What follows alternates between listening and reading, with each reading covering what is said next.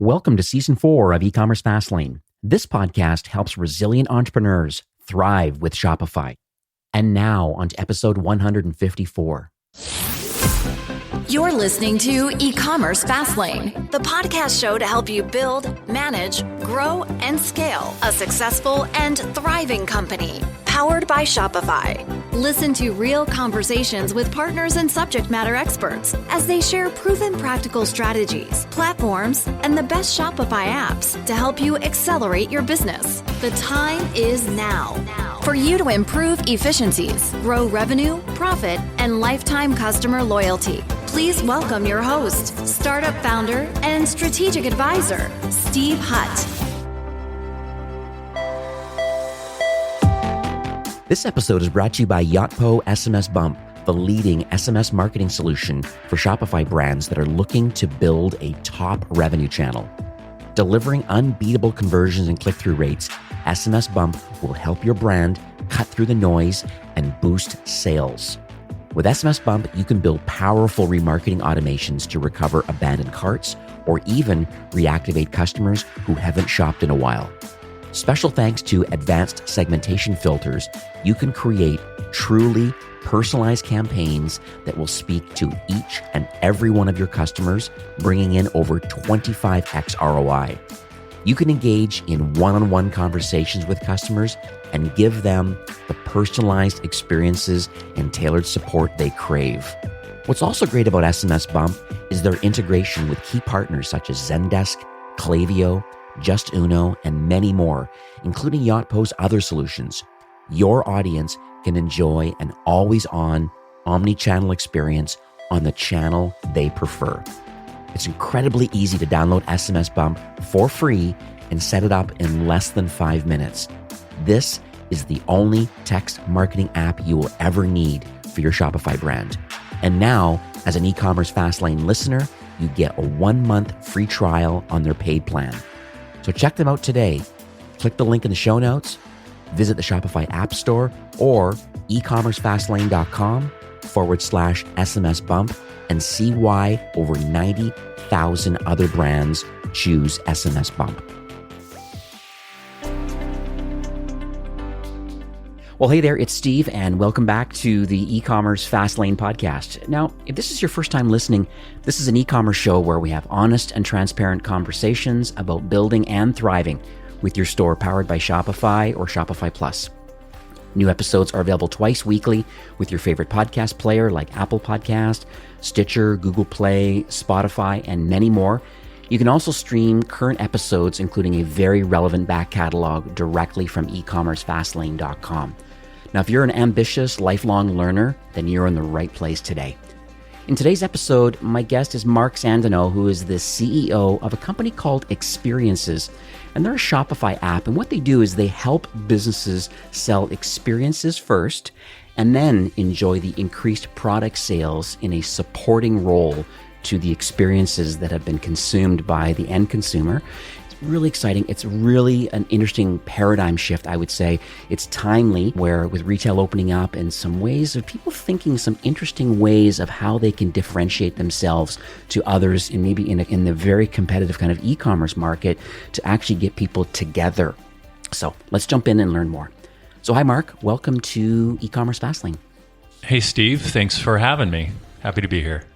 Yeah, my pleasure. So I mentioned a tiny bit at the top of the show, but I think it's best in the founder's own words exactly what you're doing and what you're building. So maybe on a high level first, like what is this Experiences app and what problems does it solve for Shopify brands or store owners? Yeah, great question. The Experiences app, in around 5 clicks or so, adds experiential commerce to any Shopify store. And what that means is, while you may sell things, products, t-shirts, supplies for making candles, that merchant can add a booking system to their store to allow for pre-booked experiential commerce moments. So to use that candle example, let's say we have a houseware store and they recognize that, wow, people really aren't coming in to buy stuff anymore, or it's being done much less. What if we did a candle making workshop? and we will come in, someone will pull a vessel off the wall, they'll pour in some hot wax, they will maybe throw in some dried fruit or flowers, add some scent. They're contributing their own labor. They're having a wonderful time, and they're making something where the product itself is a prop for a memory that's being made. Yet at the same time, they're getting a premium for that thing that they might not otherwise sell because people aren't getting in their cars to buy stuff as much anymore. The candle of the physical thing is very, very interesting comment about wanting people to get together. The other thing I could think of that, and I have firsthand knowledge of this, and that's kind of where we got started, was people in the food business where, they were selling a lot of food products and a lot of housewares that go along with that. But instead they decided they had a small kitchen available like in their location that was meant for on location kind of cooking classes. And so it turns out that this is a very interesting way of the 1-2 punch where we have hard goods to sell, but then we also, for a small amount of money, you get people together and then they're more, it's almost like having like a Tupperware party. It's so whether they're all getting together. And so your app kind of allows that to happen, these in-person experiences. And then there's just this residual effect of, wow, I really enjoyed that. Then what complements that is a lot of times the products that go along with that experience. It's interesting because what we're seeing across our customers, and we have thousands of businesses using our app all over the world, is they have two things in common. It's what they can do and what they must do. So the positive story is, hey, we are, to your point, a kitchenware store. And what we can do is we can curate community.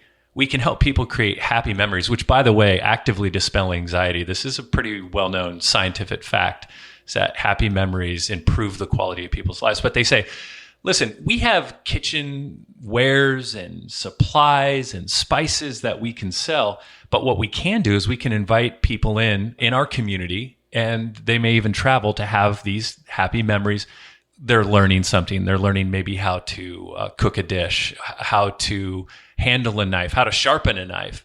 But they're also doing something that the D2C only retailers can never do.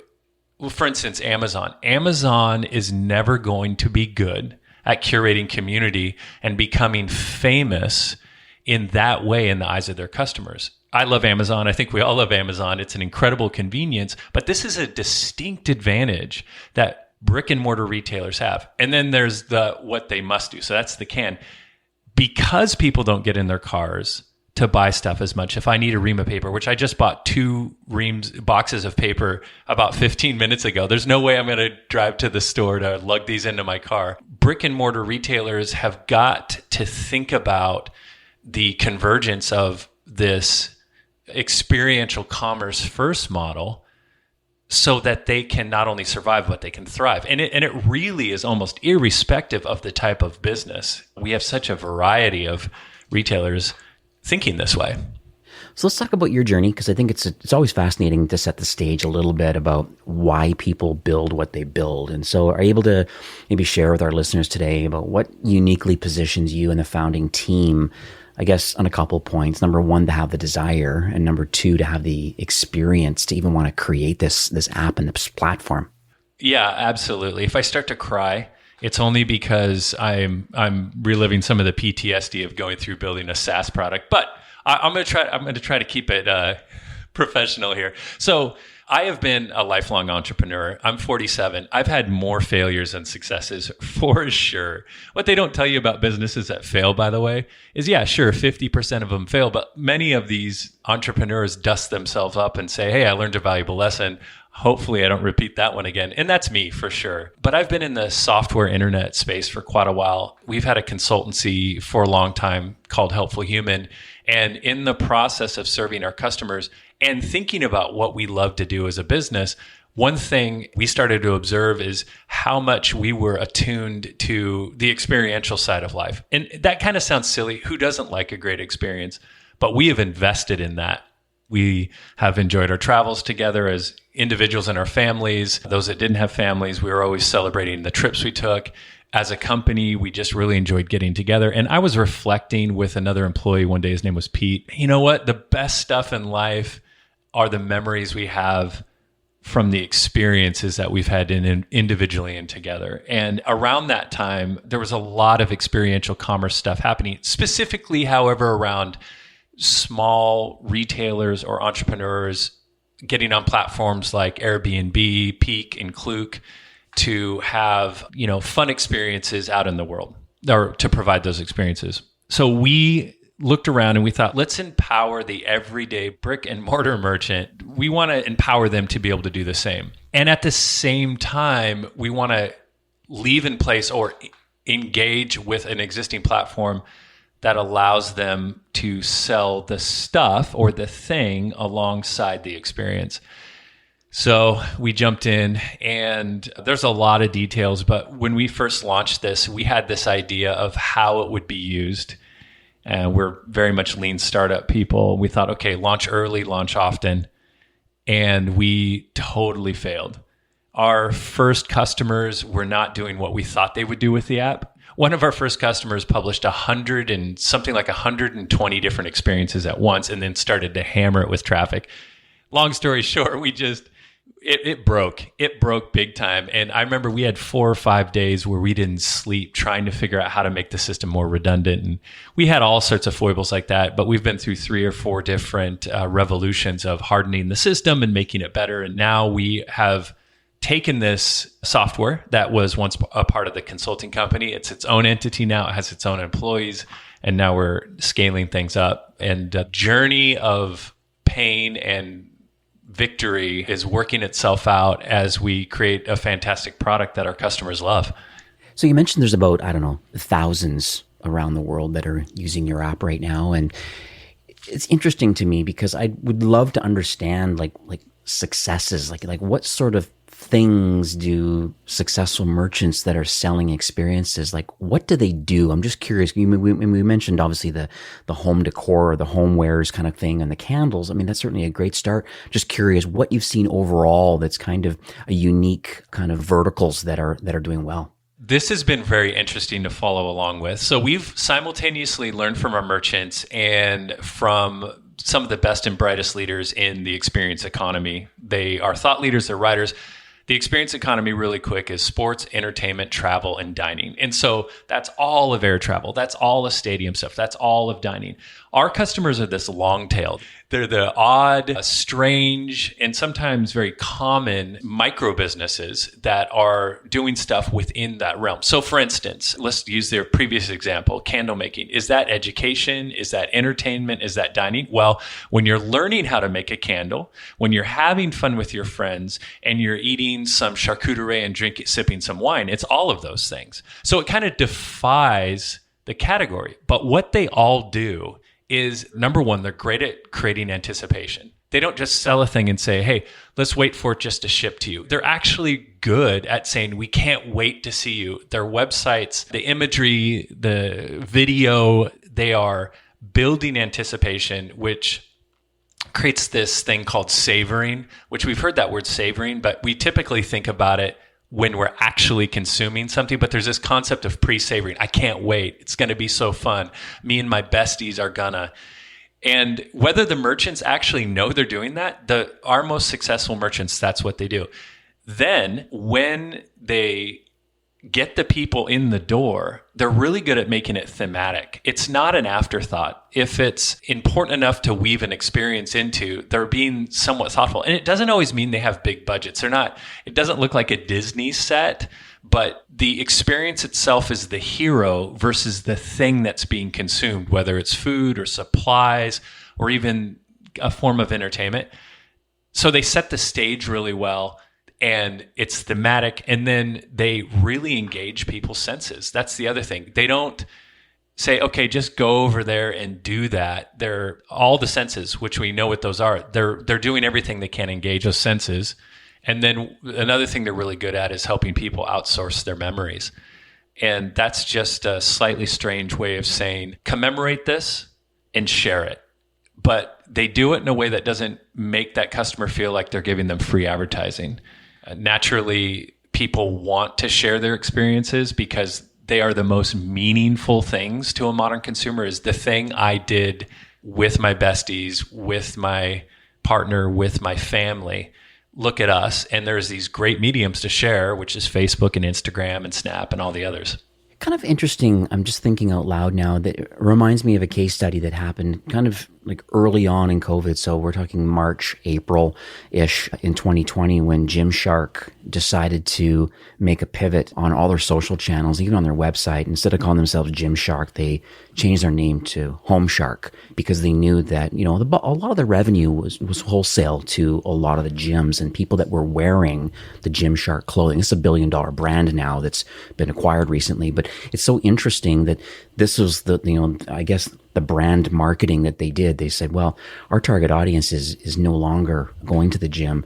And so what are we going to do to build community around our brand and continue to have sales? Well, part of it was just, being resilient enough to think about the name change temporarily and then start creating some online classes, getting Zoom involved. And then there's some notoriety around, some higher profile, athletes that are sponsors of the brand. And it was so interesting. You can actually get into their home. And I mean, Rachel Ray is still Rachel Ray at home right now. Like she's still doing her cooking show, like in her home with all this stuff. So it's so interesting. So I guess I just want to throw that back to you, just saying like, is this something that you're seeing or are there any other kind of popular examples of other maybe traditional retailers and kind of what they're doing to build this experiential kind of marketing now? Absolutely. The rules apply to the big guys and the little guys. It is not about clever marketing. It is not about positioning. It's not about tricking people. This is what people demand these days. In a time when you can get whenever you want from wherever you want, often within 2 days, brands even like Lululemon. So the Chicago flagship store, 25,000 square feet or so. And this is pre-COVID, of course, but only one floor, last time I checked, was given over to merchandise. The remaining was yoga, meditation. It was a dining establishment. I even think they might have had some co-work. REI stores are essentially, especially their flagship stores, are activity centers where you're going there to learn it. And if you go to REI's online website, by the way, it's like, is this a travel company or can I buy some camping supplies? Here's what these people know, these brands know that everyone needs to know. If I want to hold a place in the heart of my customer, I have got to be the center of their experiences.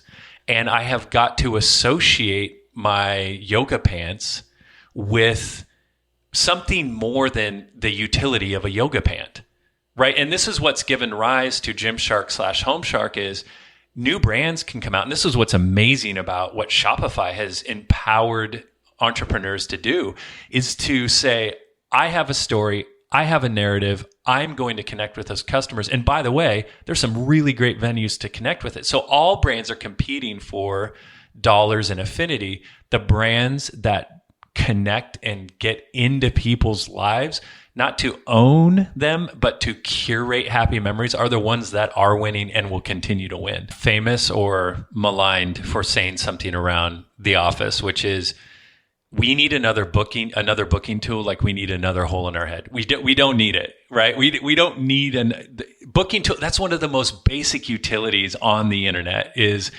being able to book something. So that's not what we are. We are experiential commerce enablement.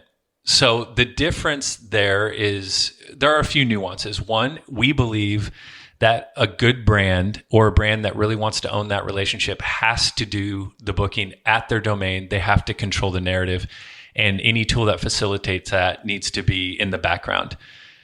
Two, we are not ticketing. Although people use us for ticketing, we have quite a few customers that are using us for ticketing. We are really empowering that everyday Main Street or off street, you don't even have to be on the Main Street anymore, merchant who says, listen, I sell stuff. We have a gift shop. We have a tour. We are going to sell some food. We're going to do all sorts of things. We even have one, I can't remember the name of the town in Canada. It's halfway between the United States and Alaska, but they use us for a whole bunch of stuff because they buy into the idea that the cohesive relationship they're having with their customers, it begins with a booking, but it very, very soon extends into all the different things that customer is going to buy, from a thing to a time to a tour. Our app is designed and will continue to grow in features to support that kind of merchant.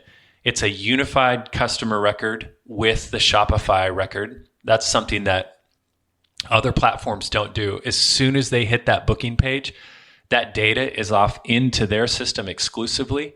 and there's a disconnect. And unless you're running some sort of a third party ERP or something like that, joining that sale back to the customer record at Shopify is very challenging. And there's benefits to have having a unified customer record. You can say, hey, when this person pre-booked a free reservation or prepaid event with us, they went on to spend more money in our gift shop after they went through our sculpture garden. And when we look at these people, they're also better donors to our nonprofit. So that's an example of a museum in the Hamptons that uses us for their out-of-the-way sculpture park experience. That's really amazing. So you do actually work with nonprofits then. Do you think that's another kind of growing area where people can get together, learn about their offer, and then from there they just somewhat, because of the experience, feel more compelled to want to give to that cause? Yeah, the experience for nonprofits is similar to almost all brands. And we can all relate to this. If I go, for instance, if I go to a distillery, which I went to a tasting the other day with my friend, I'm not the biggest connoisseur of whiskey in the world, but my experience was heightened with that brand when I was there and there was someone saying, and this has been in a cask for 80 months, and the barrel was previously used by a collaboration brewery, so it had port in it, or it had a porter in it, and then we brewed some whiskey in it. When we can infuse our experiences with more than just the consumption of the thing, we tend to be more invested in the brand we're interacting with. It's no longer just, okay, whiskey is a utility, which gets really scary, by the way. Once you start thinking about, alcohol that way, you might want to take a pause. But I'm having an experience. One of our employees, when he was traveling, he went to a candle making workshop, a multi-location candle making workshop. That's a customer. And he came back with these candles. And I said, hey, let's light these up and see what they smell like. And he said, this candle's more important to me than it just burning in the corner of our office. I kind of want to keep it intact because I had such a great time. I had such a great memory. So as far as nonprofits go, what our at least a couple of our customers have said is the Experience app helps us build anticipation. We're getting people are showing up more often than when it was just general admission and they just kind of wandered in. 3, they're staying longer. They're bringing more people. And 4, they're spending more money everywhere. And they've just said it's been a game changer for us. And it's not our app that's doing that. It is building anticipation, setting the stage, and understand slowly over time what's happening. They're getting more involved with their customers and they're experiencing more upside. I'm curious about the connection now of the Experiences app to Shopify's POS. I know over the years, Shopify has been enhancing their hardware pretty dramatically now with dedicated tablets and touchless and they're doing a lot of things that's pretty amazing. And there's a lot of major retailers. I even manage a few brands that are upwards of 30 and 40 locations in some cases. They're all through Disney in Southern California. It's pretty interesting. I've been having a large retailer of ice cream that uses Shopify POS. So my mind is starting to think about, wow, okay, they're Shopify customers. They're also Shopify POS customers. So that unity is really working well. If inventory and locations and things are all organized and proper reporting is all rolling up. But now if someone was to add the Experiences app into that mix, it doesn't disrupt the tech stack. Yes, you can use Shopify POS. Yes, you have Shopify running. I just want to hear it from your side now. It's like, well, how does it all work? And do you have any case studies or any other examples of anybody that's traditional retailer that's doing experiences, but they're also POS customers? And what benefit do they get being a POS customer? Yeah. So we have a POS app and I think we're on version 3 of the POS app. Just as an aside, Shopify has such an incredible advantage as far as merchants are concerned over some of the other incumbents out there. In that, if I'm a brick and mortar and I want to be able to reach my customers wherever they are, if someone comes in, they have an amazing experience at my retail environment. Shopify makes it so easy to connect with those customers later through the online channel. I have been a bit of an evangelist. I am a huge fan of Shopify, but I'm typically not over the top when I'm evangelizing stuff, but I've been a little over the top on the point of sale at times. I'm like, why are you not using the point of sale? Well, we're just we're using this one and it's good. And I was like, yeah, it's good. But once someone comes in here and they're, one of your customers, they're going to be able to reach you everywhere. And that is a modern consumer. So it made sense for us to integrate our app with the Shopify point of sale.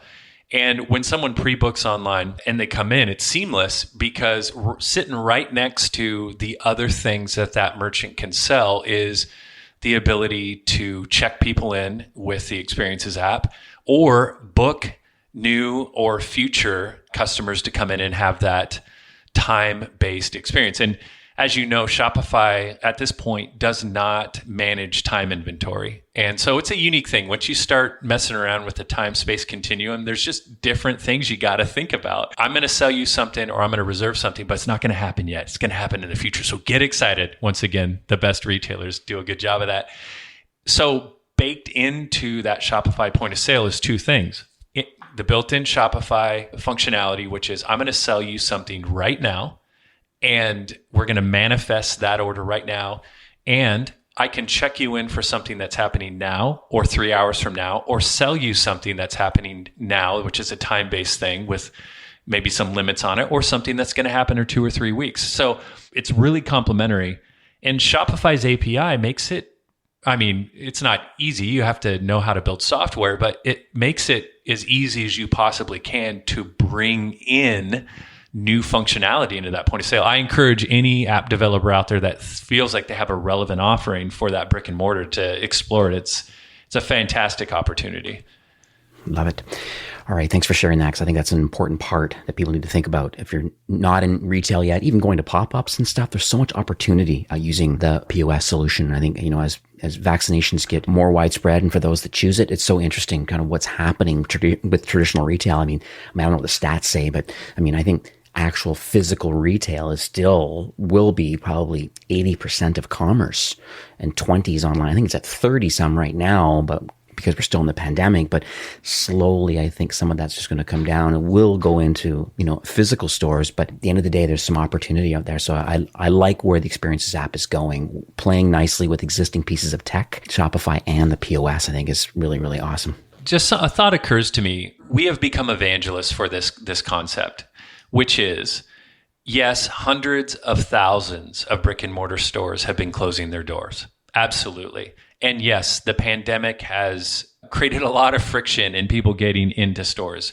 But here's where the big opportunity is. And it's based on a very, very simple fact. There is a huge, huge opportunity in brick and mortar, just for the very simple fact that people absolutely want to gather. They want to be together, and consumer preferences are changing. People are spending less time sitting in bars, drinking, or doing kind of reflexy things they've done in the past. And they're looking for creative new opportunities to gather, to create memories.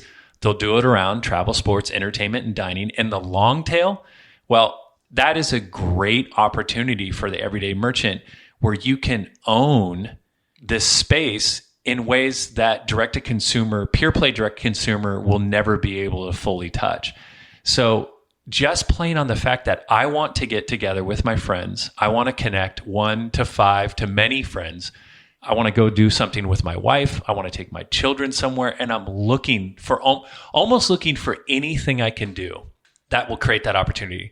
So to bring it back home to the point of sale, to bring it back home to brick and mortar, I'm shouting from the hilltops, go for it. And when you look at the diversity of our customers, everything from skate experiences to surf to experiences around putty, canoeing, candles, wine, distilleries, beer. We have coffee shops, museums, and we even have a nudist colony. It just goes on and on and on. Like, do not drink the Kool-Aid that retail is dying. It's not dying. It's just changing. Mark, I'm sure you can appreciate this, but this podcast really does have a diverse range of entrepreneurs that listen each week. These are, for the most part, they have a website. There's some people in the mid-market, and there's lots of people that are in the enterprise side that listen from Shopify Plus that are listening in today. But I'm just curious from your vantage point, because you obviously deal with thousands of entrepreneurs that are using your app right now, plus, just prior experiences in commerce. Just was curious to see, what advice would you give store owners today? Obviously you mentioned you're yelling from the rooftops about the retail opportunities that are out there from an experiential standpoint, but just curious overall what you see and how you believe that, just if you had a magic wand or a crystal ball, what would you tell people to do today, thinking about what's going to happen the next 6 to 8 months or so? I would say you need to sell experiences first and products second as a supporting role. If you are slotting stuff on a wall and setting it out on the table, unless it's incredibly exclusive, you're not going to be nearly successful and maybe just fail unless you learn how to weave in the experiential. And that doesn't necessarily mean it has to be a booked experience. That just has its own flavor. That's something we focus on. But sell experiences first, products second. And if you're not going to do that, close your doors and just get to shipping. Just start to compete direct to consumer. Now, Main Street, USA, Class A office in high traffic areas, obviously you're always going to get that walk in, but really connecting with people means that experiential is super important. And I would say, even if it doesn't seem obvious, even if you're selling an odd widget or, you are doing accounting services, think about that, because humans are attuned to the theater of experience, and you can weave it into almost everything. If you sit and meditate on that for a minute, you can probably find a few examples in your life where it's like, that was a singular experience and I did not expect that. And it will make you famous in your customers' eyes. And then the third thing is recognize the power of curating happy memories for business growth. This is an innate desire of humans. I may not remember the exact details of the vacation I took with my family to Cannon Beach, Oregon last summer, but I do remember when the tide was really low, we got to walk out behind Haystack Rock. The memories are going to change. They're going to morph a little bit. But what I'm left with is an overall sense of kind of well-being, nostalgia, and it actively dispels anxiety. Now, that was my vacation to Cannon Beach, which is a beautiful place, and I encourage you to visit if you never have. But businesses actually can curate those memories. And when you do that, there's a powerful association with your brand, and you become a retailer of choice. So to disregard the experiential, to only kind of take a hand-wavy approach at it is not wise. It is wise to think about who your customers are as humans and what they naturally want. And we talk with big brands and we support many, many startups or little brands. It's the same across the board, though. Yeah, love it. Thank you for sharing that, because that's exactly what I believe to be the reality, And I always look at my book of business every week and I try to think of some creative strategies of, there's only so much marketing that I can do, from acquisition and conversion and retention and brand strat and business operations and these technical solutions. I can go down that rabbit hole of trying to assist in those sorts of things. But as soon as you start using, these sorts of words about curating an experience, all of a sudden, is that possible? I have a lot of CPG companies and supplements and sports nutrition companies and a couple snack companies like subscription. It's so interesting. So I think there's opportunity, especially in larger markets where people can meet together. And I think that's one of the opportunities that I need to think about is in my role with my book of business is saying, hey, is there an opportunity here for an experiential type marketing around the brand more than just traditional marketing? Because I think that's a big differentiator that not a lot of people are thinking about today. And if they were, they're leading in their vertical. And I think that's pretty exciting. So we are nearing the end of the show for today, but I just would love to find out a little more about I guess the future for the product. I mean, like as a SaaS company, you obviously have an MVP, it launched, and you obviously there must be a public roadmap, and things keep iterating based on, I guess, feedback loops from your own customers. So I'm just curious about your North Star, I guess, for the remainder of 21 and in the future, like is there any alignment for new partnerships and innovation? Just want to understand where the product is headed for the next year or so. Yeah. Thanks for asking. So you can see our requests at feedback.experiencesapp.com. It's a place that we have conversations about this kind of stuff with our customers. Some really near-term stuff that might be interesting is we're doing multi-day. Right now, you can create an experience that's recurring on odd dates, custom schedules, predictable schedules, but it's all one day within 24 hours. So we're releasing very, very soon multi-day. The other thing we're doing, and this is really a reinforcement of our commitment to empower experiential commerce is the ability to ship products with a time booking. And so attaching a certain time slot booking to a product. So if you can imagine a winery that's doing virtual wine tastings, they can sell a box of wine along with the time booking as one of their variants. Or if I am a crafty workshop-y kind of thing and I have to choose my project ahead of time so the supplies are ready for me, that's another thing that we're doing. From a 10,000 foot view, what we're looking at right now is making our API public. We are looking to do some interesting full-on custom build-outs with some larger retailers who are interested in really blowing the doors off the customizability. And we are going to be working on handpicking a few partnerships beyond the one we already have. The two we have, obviously, with Shopify and another one with Zoom. So we've got our eye on a few different platform tools. But overall, our place we play is not big venue ticketing. We are not a one-to-one appointment booking salon tool. We are really about that brick and mortar merchant who is, they have a product, they have a service, but they also recognize the value of experiential commerce for selling. And so our features that are in the pipeline reflect that. It's exciting. This is a very unique recording today because, like I said, I typically dig pretty deep into a particular tactic or two, but when you use the words like experiential, and I've written a ton of notes here, but experiential commerce enablement, I think is a really good theme. You really are here to differentiate and create for the local merchant an opportunity to resonate with your target audience, current customers or not, but then having the technology to create these memorable experiences, which will have this residual effect of potential sales now or into the future. I think that's pretty amazing. So how can people learn more about your app and your website and some information? Besides finding our product page in the Shopify app marketplace, you can go to experiencesApp.com, and that's the best place to learn about us. You can email us at hello@experiencesApp.com. You're going to get me and our team. We have a lot of conversations and we're working hard and we're super eager to satisfy any use case that is relevant to what we are doing and what the merchant's doing. So we love to have those conversations. Beautiful.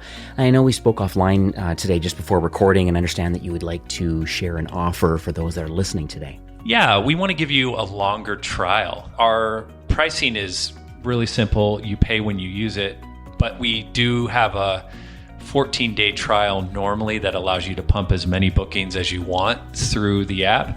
In this case, we're going to extend it to a 45-day trial for listeners of the E-commerce Fastlane podcast. Well, thank you very much for that. So it'll be ecommercefastlane.com/experiences, and that will redirect you to the landing page so you can take markup on this offer and stuff. I just really appreciate it. I really thank you very much for coming on the show today. It was so interesting just in my initial research, and I had a brand that is in the essential oils market that ran a very large venue annually, but they were trying to figure out ways of selling booths, and they also had some other ways of trying to have continuing education happen for doctors. And there's quite a few interesting ways to use the tool, and that's what kind of got me thinking about it. And as you dig deeper, for those listening today, this is not just a booking app. There's a significantly larger part of the puzzle here that's not being solved yet until the Experiences app. Now it's all about experiential, and I just really appreciate that you're building this thing and not another booking app, because we don't need that anymore for sure. Once again, thank you so much for coming on the show today. I really appreciate everything that you're doing. I wish you continued success in building out this platform and giving back again to the Shopify ecosystem. We love it. I'm super glad we had a chance to be represented here and that I had a chance to speak with you, Steve, and love the podcast and look forward to sharing it with everyone I know. All right, sounds good. All right, have yourself a great evening. You too. This episode is brought to you by Yotpo SMS Bump, the leading SMS marketing solution for e-commerce brands looking to build a top revenue channel. Built for compliance, SMS Bump helps you recover carts, launch targeted campaigns, and engage in truly conversational commerce. Join over 90,000 businesses that use SMS Bump to build meaningful relationships with their customers and sell online. So check them out today. Click the link in the show notes, visit the Shopify App Store or ecommercefastlane.com/SMS Bump and see why over 90,000 other brands choose SMS Bump. Well, that's it for today's episode. I'd like to thank you personally for being a loyal listener of E-commerce Fastlane. It's my hope that this podcast is offering you a ton of value through growth strategies, tactics, and exclusive insider tips on the best Shopify apps and marketing platforms, all with my personal goal to help you build, manage, grow, and scale a successful and thriving company powered by Shopify. Thanks for investing some time today and listening to the show. I'm so proud and excited that you have a growth mindset and are a constant learner. I truly appreciate you and your entrepreneurial journey. Enjoy the rest of the week and keep thriving with Shopify.